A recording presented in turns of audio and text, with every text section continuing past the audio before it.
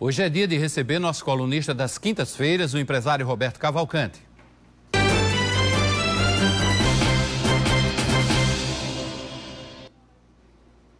Como eu estava de férias e retornei ontem, para mim a estreia de Roberto Cavalcante é hoje. O ex-senador da República, diretor da Confederação Nacional da Indústria, escritor e imortal da Academia Paraibana de Letras, ele detém informações privilegiadas e que norteiam as análises feitas aqui, presenteando nossos telespectadores. E hoje ele não está só. Lena Guimarães também retorna à tela da TV Correio e é com ela que eu vou dividir aqui esse bate-papo. Então vamos lá. Boa tarde, Roberto Cavalcante. Boa tarde a todos. Quem está estreando é ele. Eu já estou aqui há um mês. Então quem está chegando, o novato, é ele. Sou eu, é verdade. E hoje nós estamos num dia extremamente privilegiado, que estamos aqui recebendo Lena Guimarães, que é o esteio dessa casa. Uma pessoa que é aliado à confiabilidade, aliado à sua competência. Ela, na verdade, é um exemplo de profissional. Lena Guimarães, seja bem-vinda. Boa tarde. Reestreando. Eu já estou a 1 metro do chão depois de ouvir isso. Volto, né? E já começo emocionada, né? Mas... Vamos lá, Lena, vamos começar essa. Estava com muita saudade do público, dos telespectadores do Correio Debate. O público também estava com saudade daqui dos seus comentários, das suas análises de política. A gente começa a falar de política na próxima semana, na sua coluna, né? Que é Política com Lena Guimarães. Lena. Olha, nós estamos começando hoje o 8º mês do ano, né? E eu gostaria de perguntar ao doutor Roberto Cavalcante, que ele tem uma característica muito forte, ele é muito otimista, né? Embora ele também seja realista, mas ele faz questão de alimentar o otimismo, né? E o Brasil está com um presidente novo, né? Já passou dos 100 dias, já passou dos 200 dias, né? E a gente está chegando nessa reta final do ano, né? E eu queria perguntar a ele se ele continua, né, sendo otimista em relação ao Brasil, né?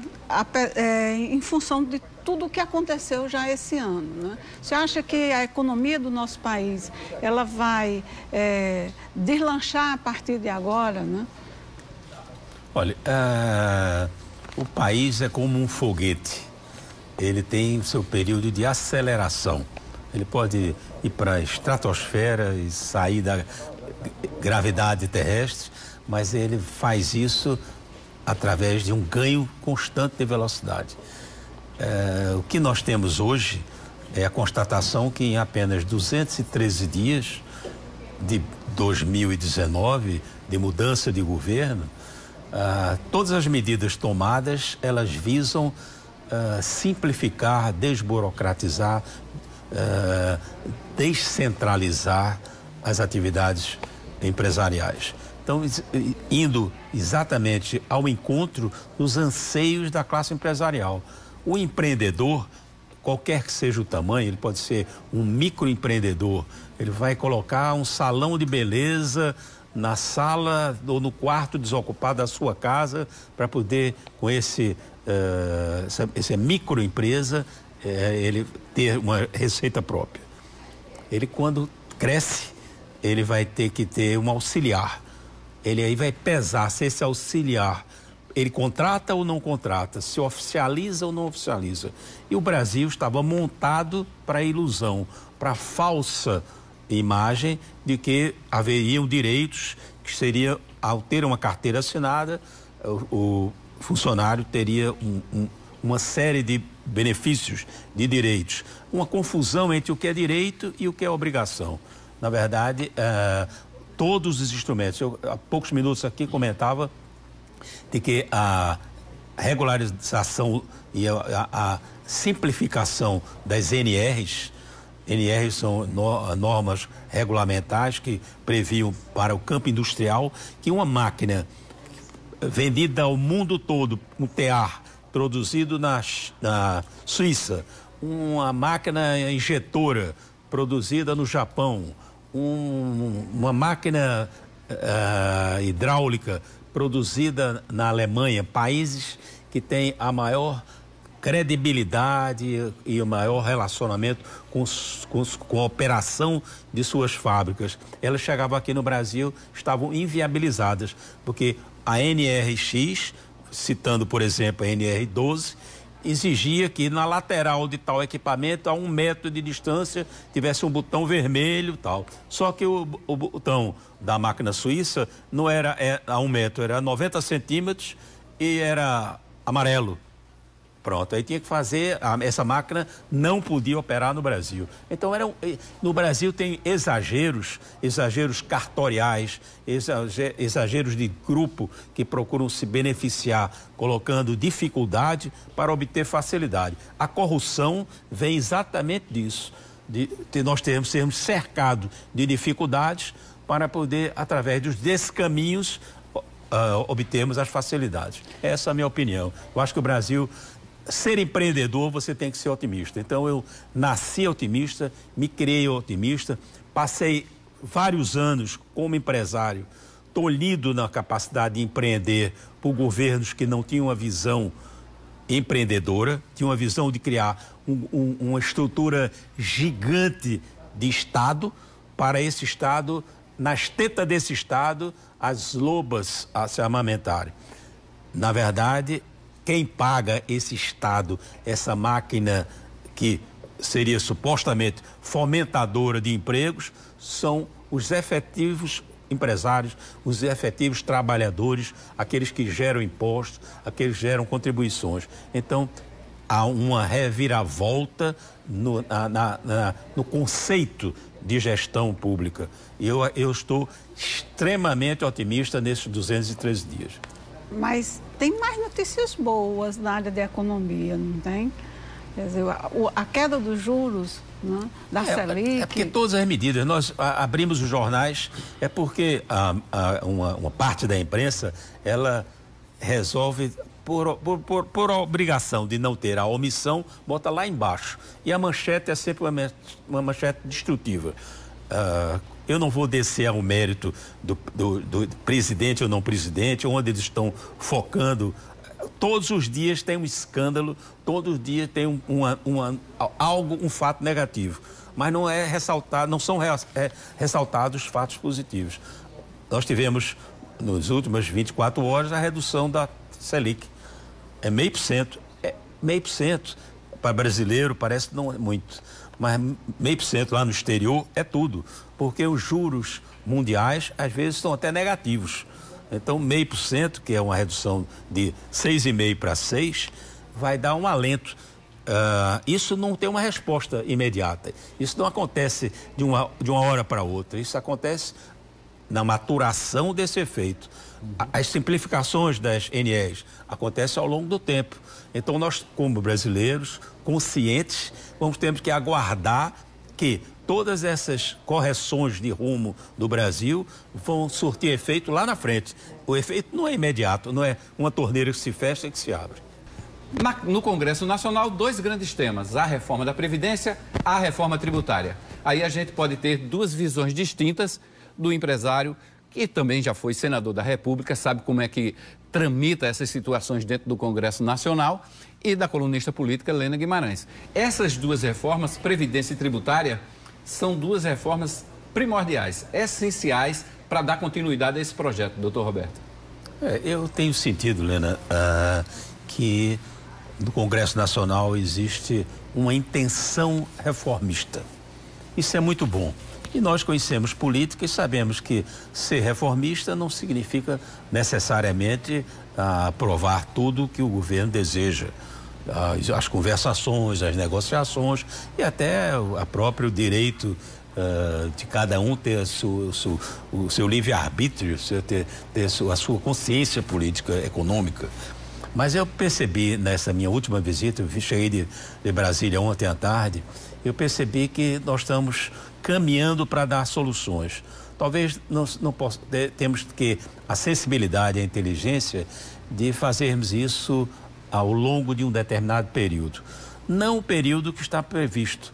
Por exemplo, foi apresentado um quadro nos itens da reforma tributária, na qual a transição acontecerá ao longo de 50 anos. Eu até cheguei para o presidente da comissão e disse, olha, eu acho que tem alguma coisa que está tão aberrante, de forma da inocuidade, da irrealidade, que é você ter uma transição para que um determinado imposto leve 50 anos para ele se transformar no objetivo futuro. Olha, 50 anos a nível de hoje, de mundo, a gente não sabe nem o que é que vai acontecer, que moeda, tem governos, qual é a formatação mundial daqui a 50 anos. Nós estamos vivendo uma geração na qual em 10 anos equivale a milênios anteriores. Então eu acho que nós vamos, pelo menos uma justiça se faça. Há uma intenção reformista, tanto na Previdência quanto na tributária. Isso, havendo a intenção, o resto é apoldar, ajustar as circunstâncias da realidade da aprovação. E lá na frente pode ser reformatar, reajustar, porque tem um problema mundial que o Brasil está inserido, agora abraçado com a comunidade europeia e com o Mercosul, é que se nós nos tornarmos inviáveis em termos de competitividade, nós somos excluídos automaticamente. Então, não vamos ser nós. Eu até na hora da apresentação, eu questionei o presidente e disse, olha, nós temos que abrir os olhos de que antigamente que o Brasil vivia isolado do mundo, tudo bem, mas como ia a Colômbia economicamente, como ia o Chile economicamente, pouco interessava. Hoje não. Hoje, na hora que na Colômbia, por exemplo, no Chile, por exemplo, na Europa, na comunidade europeia como um todo, eles tiverem parâmetros de custo deste bloco, do custo Brasil ser diferente. O custo Brasil vai ter que se adaptar, se ajustar ao que está no entorno dele, ao mundo dele, porque senão ele vai ficar fora do jogo. Você vai oferecer um automóvel por 30% a mais caro do que o automóvel produzido em um determinado país. Quem vai comprar o automóvel brasileiro nesse conjunto econômico? Entendeu? É essa a minha visão. Nós vamos chegar aos finalmente da reforma fruto das circunstâncias, da necessidade do que o mercado vai impor. Você vai fazer o aço. Hoje você exporta minério de ferro, vai para a China, na China transforma em aço, vem para o Brasil mais barato do que uma siderúrgica brasileira produz. Então, o que é isso? Custo Brasil. Irrealidade total. Nós vivemos um país da irrealidade. Quando nós cairmos na real, aí nós vamos ser um país que vamos gerar emprego, vamos ter produtividade, nós vamos ter desenvolvimento. Enquanto o Brasil era um país da irrealidade, da esmola, aí nós estamos perdidos. Helena Guimarães, do ponto de vista político, o governo deu aí de cambão no primeiro turno, né, na reforma da Previdência e passou sem dificuldades. Me parece que a reforma da tributária é quase que um consenso, né, também. Mas a reforma tributária parece que a tramitação dela vai ser bem mais complicada. Embora, como o doutor Roberto tenha dito, e ele apontou o ponto central disso, que é a vontade do Congresso Nacional de contribuir com esse momento novo do Brasil, né, de tornar o Brasil mais competitivo, mas existem 5 propostas hoje que tramitam lá, né, e que umas têm mais apoio do que as outras, certo? Mas nenhuma delas, Hermes, ela está enfrentando a questão da carga tributária excessiva que nós temos no Brasil.